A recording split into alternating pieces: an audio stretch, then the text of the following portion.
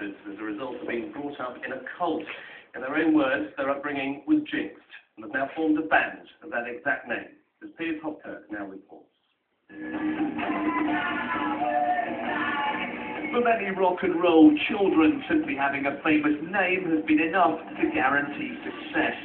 But JYNXT have made it in spite of, rather than because of, their rock and roll ancestry. Having a famous dad like that and trying to start a band doesn't really actually help very much. A lot of the press take for riding on his name. Yeah. We wish we could. Jeremy Spencer performed one of rock and roll's most notorious vanishing acts, on tour with Fleetwood Mac in the States and on the point of global stardom. Popped out to a bookshop and never returned.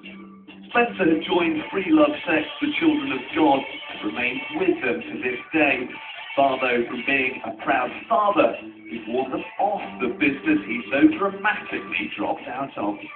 I guess it's similar to any father who goes and does something and then turns their back totally completely on it because they absolutely hate it and then sees their kids going and doing it. And they're not going to be proud. Or are they really? They're going to be proud if they're doing something that your kids think something that you really want them to do that.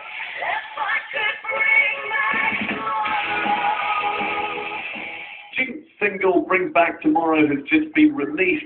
They're now busy touring to raise their profile. Yeah, I think also it seems to be quite obvious that people generally are quite bored with the music, that it's just not really progressing, going anywhere. In fact, sorry, it sounds a lot like what we heard, not what we heard, what our parents heard. It's not